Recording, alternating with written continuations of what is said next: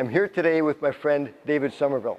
David was the lead singer of the Diamonds back in the 1950s. Dave, nobody can tell your story better than you. I know that. Tell us, how did you become a Diamond? Well, I was a radio engineer at the Canadian Broadcasting Corporation in Toronto, Canada, and I saw some guys lined up to audition for a television show in the hallway, and I just asked them if they were a quartet. And they said yes. I said, how many tunes do you have? And they said 3, Down by the Riverside, and a couple more. I said, are you ready for this line? Would you step out and audition for me for a second? And they said, yeah. They sounded fabulous. And about a month later, I became part of the group, and our first show was in December of '53 at St. Thomas Aquinas Church for a minstrel show, a Christmas minstrel show, and we sang 3 songs. At that point, I was part of the group. We named ourselves on the way to the gig. But what about Stan Fisher?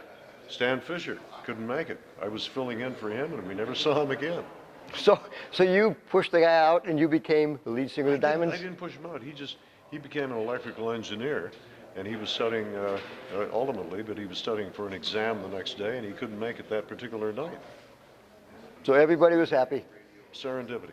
How did the Diamonds become the stars they became? Well, we rehearsed for about a year and a half, and then we climbed into an old DeSoto. We drove down to New York City. We won Arthur Godfrey's show August 1st, 1955, and then rolled over to Cleveland and met the famous Dr. Bill Randall, who discovered so many other people, including the Crew Cuts, which he named, by the way, another Toronto group. And that was the whole reason we were in Cleveland, to meet Dr. Bill. He liked the way we sang. We did 5 tunes for him a cappella at the Manger Hotel.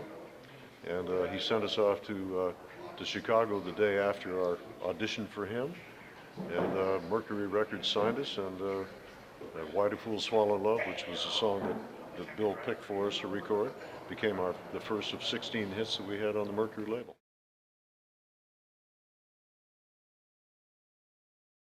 We already had 4 hits in '56, and we were getting a reputation for being a, quote, cover group. Actually, I think we uncovered some music, but in any case, we prepared 4 original songs to record, and on the afternoon before recording Little Darling, we learned the song.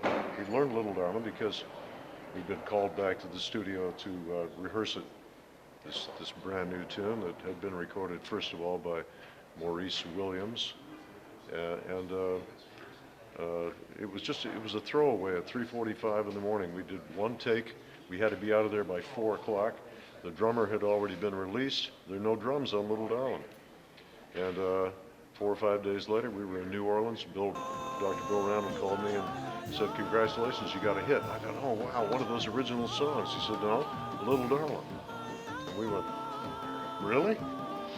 And that's now, how I found Little it. Darling was the B-side again, wasn't it? Yes, Faithful and True was intended to be the A-side, but people liked, Dr. Bill liked Little Darling, so that's the way it went.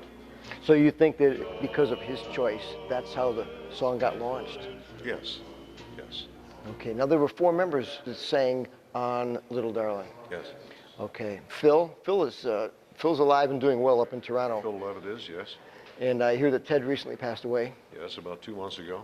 And of course, Bill, the bass singer. Yes. He died about 5 years ago. Yeah. With Little Darling, though, you told me that was the biggest song of the 1950s to never reach #1? Yes. Biggest recording, as I understand it, in the history of the record industry to only get to #2. In the entire recording industry, you're saying? That's what I heard. And Little Darling, even to this day, now it's been recorded, that was 53 years ago, if my memory serves me correctly. And you and I had a discussion a few months ago. You told me up through October 1st of 2010, Little Darling had been downloaded off the internet this year. This year. How many times? 876,000 times. 876,000 That's times. just Little Darling in this country alone. The first 9 months. Yes. That's amazing. It is. It's astonishing. So that tells us what a place Little Darling has in rock and roll history. Boy, if I could just get paid for that, I'd be a happy guy. So I'm hoping you made more than $41.25, huh? I don't think we got paid at all for the session. Wow. Yeah. After Little Darling, 1957, what did the Diamonds, what did you and your group of Diamonds do?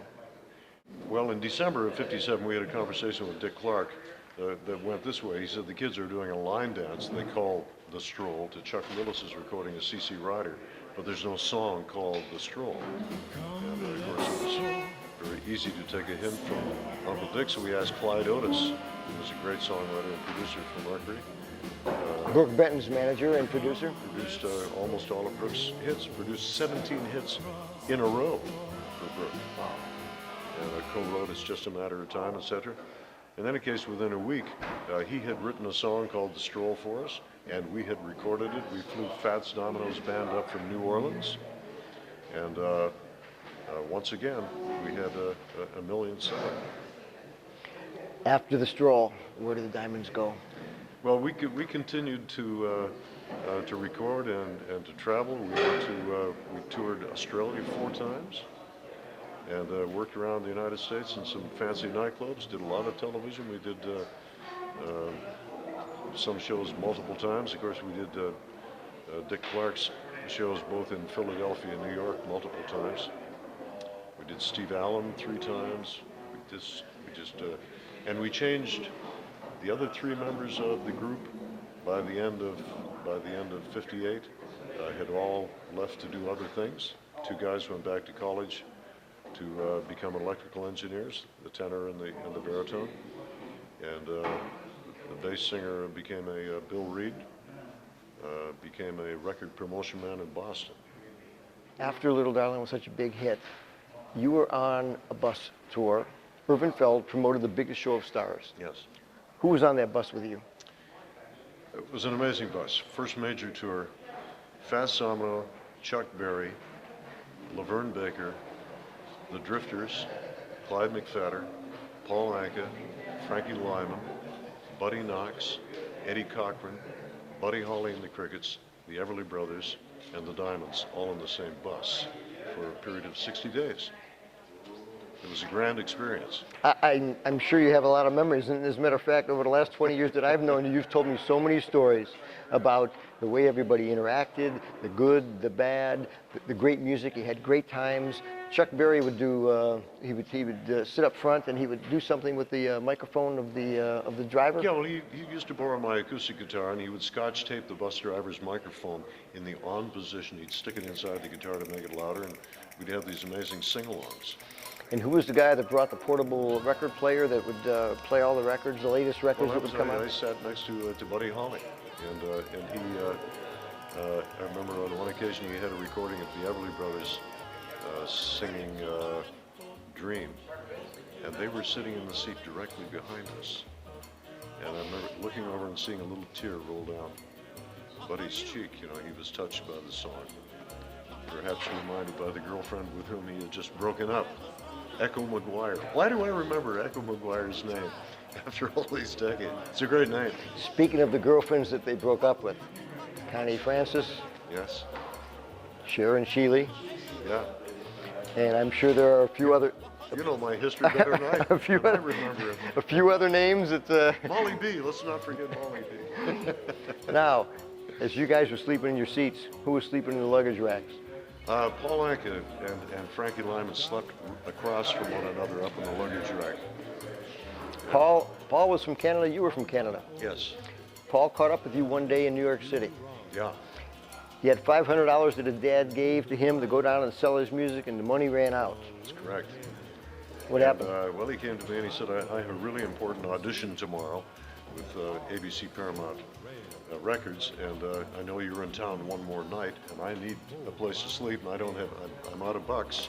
Could I come to your? And I said, of course. So, Yeah. where did he sleep? Well, he slept in the bathtub.